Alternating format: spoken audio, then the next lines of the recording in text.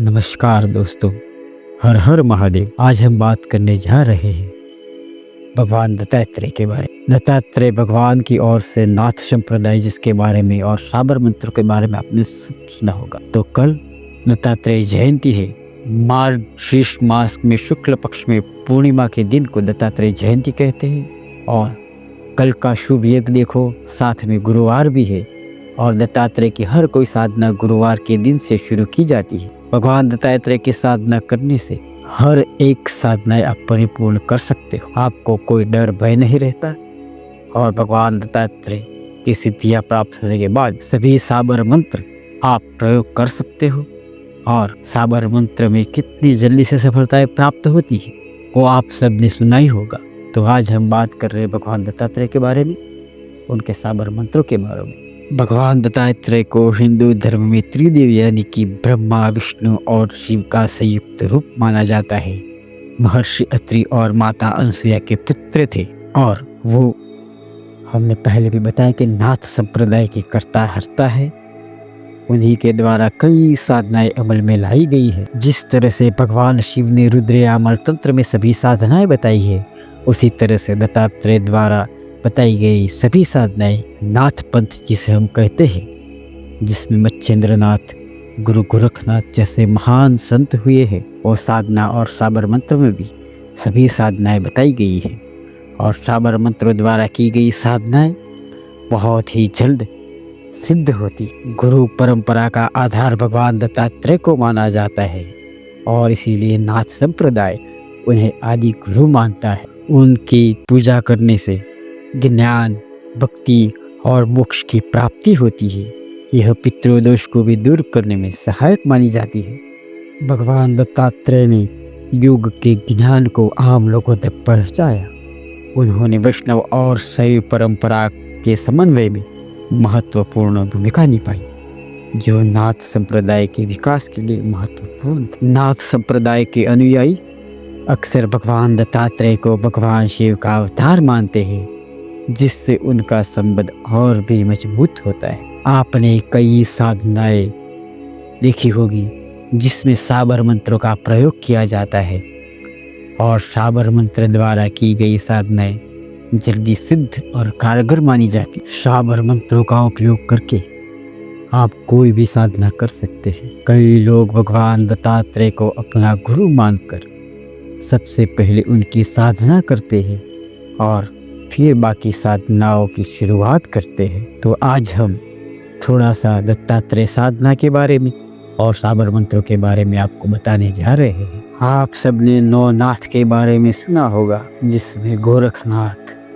मच्छेंद्रनाथ जैसे बड़े बड़े संत और ज्ञानी हुए। गोरखनाथ ने साबर मंत्रों का उद्भव किया और सभी साधनाएं साबर मंत्रों से करने का एक तरीका बताया और हमारे सनातन धर्म का ज्ञान, साधनाओं का रहस्य आम लोगों तक उन्होंने ही पहुंचाया है। आज कई लोग कई प्रकार की साधनाएं करते हैं, लेकिन एक खास समूह है जो हर एक साधना को साबर मंत्रों से करने पर जोर देता है। इसकी वजह क्या है? क्योंकि सभी साबर मंत्रों को सिद्ध माना जाता है, क्योंकि वह सारे मंत्र गुरु परंपरा से चले आए हैं। यानी कि एक गुरु द्वारा दूसरे शिष्य को और उस शिष्य ने उस सिद्ध मंत्र को अपने शिष्यों को दिया है। ऐसे ही साबर मंत्र फैले हुए हैं।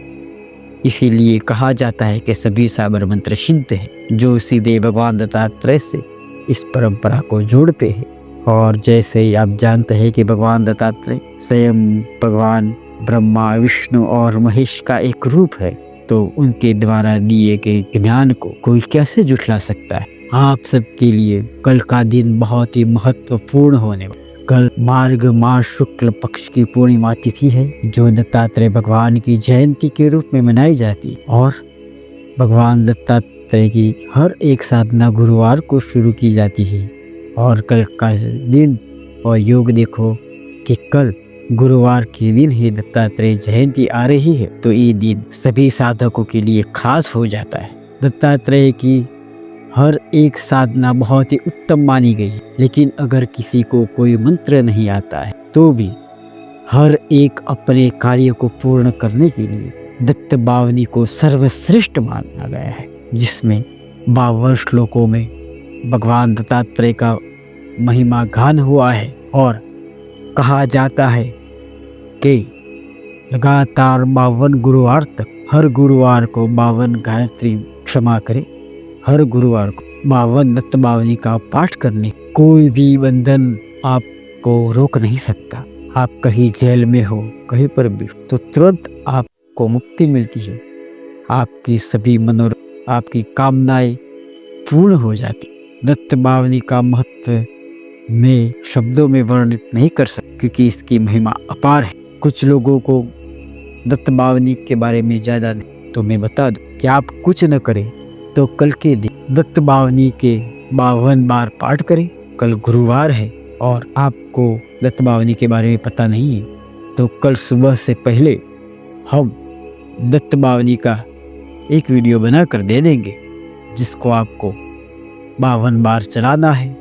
और उस वीडियो में हम भगवान दत्तात्रेय की साधना कैसे करनी है, दत्त बावनी का पाठ कैसे करना है, आपको जो हम वीडियो देंगे उसमें सिर्फ आपको दत्त बावनी श्रवण करनी है भगवान के सामने बैठकर 52 बार, और आपके हर मन चाहे कार्य पूर्ण होने शुरू हो जाए। तो दोस्तों, कल का दिन खास है, तो दत्तात्रेय साधना कीजिए या 52 बार दत्त बावनी का पाठ। कल सुबह तक हम दत्त बावनी पर एक वीडियो बनाकर ज़रूर अपलोड कर देंगे।